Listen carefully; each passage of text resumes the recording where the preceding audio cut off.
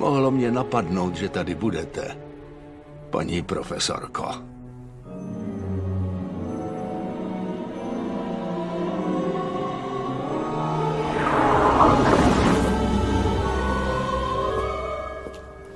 Dobrý večer, profesore Brumbále. Je pravda, co se povídá, Albusy. Bohužel ano, profesorko. To dobré i to špatné. A ten chlapec? Hagrid ho přiveze. Myslíte, že je to moudré svěřit Hagridovi něco tak důležitého? Paní profesorko, svěřil bych Hagridovi vlastní život.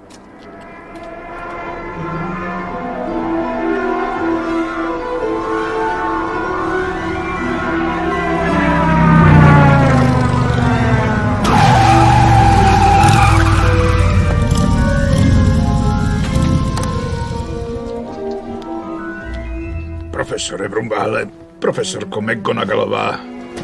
Neměl jste žádné problémy, Hagride? Ne, pane. Ten malej daryba usnul zrovna, když jsme letěli nad Bristolem. Pokuste se ho nevzbudit. Tady ho máte.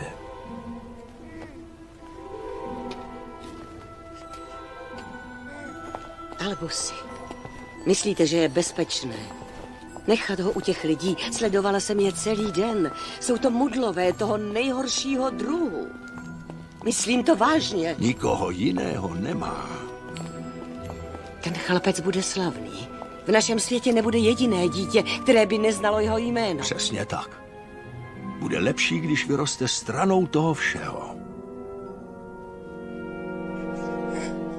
Dokud nebude připraven.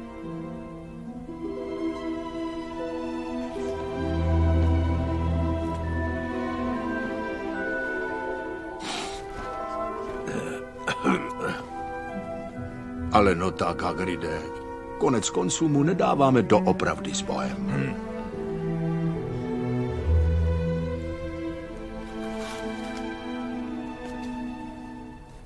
Pan a paní Dursleyovi, Zobí ulice, Kvikálkov.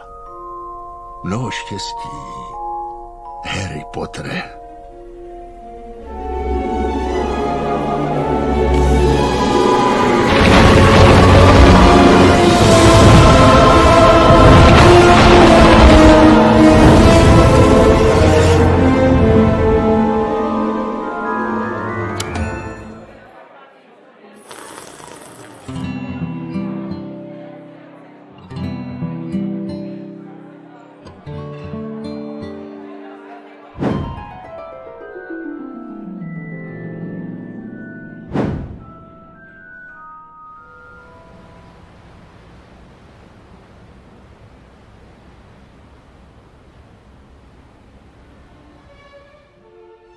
Alohomo.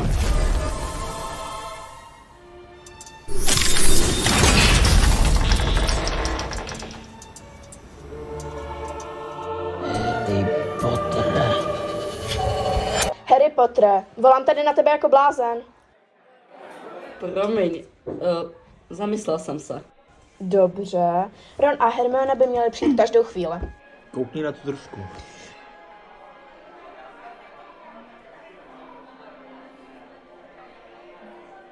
Mudlové, teda, nemohli jsme do děravého kotla? Tam bych přitahoval pozornost. Minule jsem se kvůli tomu ani nenapil máslovýho ležáku.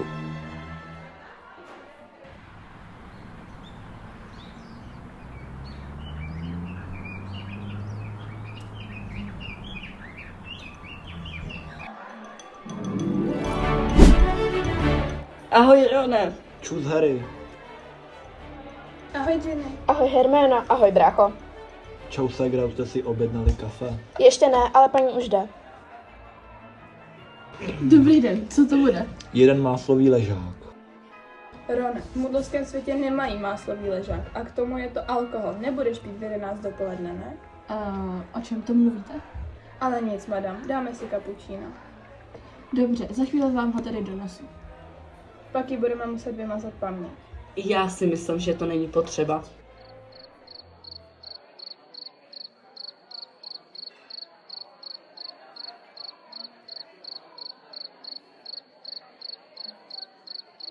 Jak se má naše máma? Naše máma? No, ano. Jde to, už se doma začíná nudit. Mohla přijít taky. Dobrý vtip, Harry. Takže tady jsou ty 3 kapučína. Děkujeme.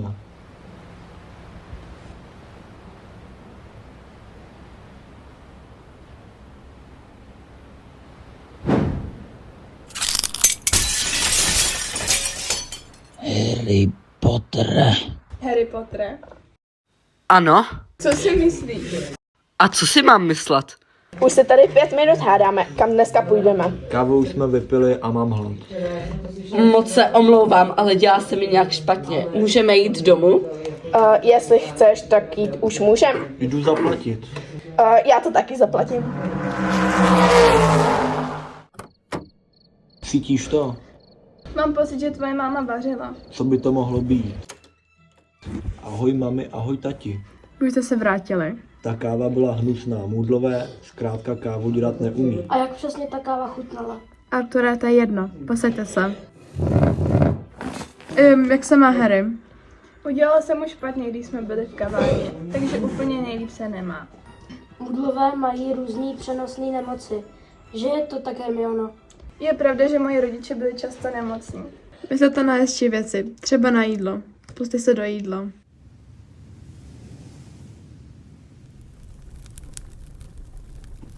Víš co? Donesu ti deku. Až budeš chtít spát, tak nebudeš muset chodit nahoru do ložnice. Děkuju. Už je mi líp.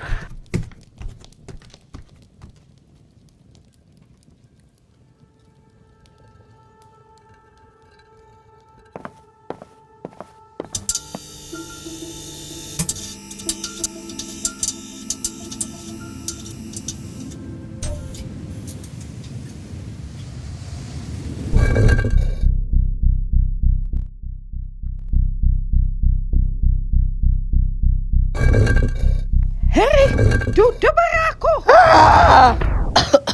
Au, jau. Dobby? Dobrý večer, Harry Pottere. Jak to, že žiješ? Proto tady Dobby je. Měl byste se posadit. Taky se posaď. O, děkuji. Povídej. Takže, profesorka McGonagallová objevila kouzlo, které znovu zrodí kohokoliv. Mrtví mají tak ještě jednu šanci žít. Vyzkoušela to na Dobbym a tak tady je. Když jsem se toulal po příčné ulici, tak jsem zaslechl, že smrtivědi zjistili, že to kouzlo profesorka objevila a chystají se napadnout bradavice. Až to kouzlo dostanou, tak vrátí k životu toho, jehož jméno se nesmí vyslovovat. Lord Voldemort se vrátí. Počkej, musím to vstřebat. Musíte se svými kamarády vrátit do Bradavic a ochránit své blízké, Harry Pottere. Tak fajn, nějak to zvládnem. Hned zítra po snídani vyrážíme.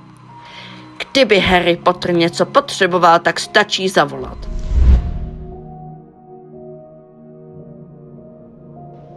Takže se opravdu vrátí? Ještě ne. A pokud chceme, aby to tak zůstalo, tak tomu musíme zabránit.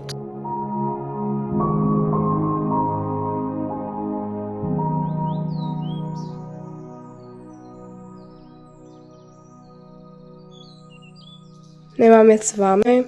To nemusíš, mami. My to zvládneme. Paní Weasleyová, nemějte o nás strach. Za pár dní budeme zpátky. Máme všechno? Snad jo. Ty jedeš poprvé záchranným autobusem? Ano, většinou jsme se přemysťovali letaxem nebo naším autem.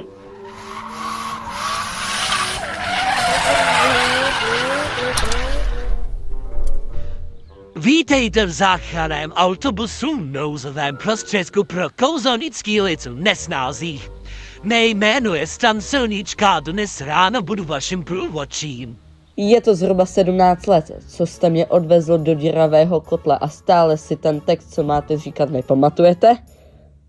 Pan Potter, kam máte namířeno dnes? Na nádraží v Londýně. Dobré ráno, jak se těšíte zpátky do Bradavic? Těšíme se hodně moc. Doufejme, že půjde všechno podle plánu. My máme nějaký plány? No to sice ne, ale profesorka McGonagallová určitě něco vymyslí. No nic, jdeme do vlaku.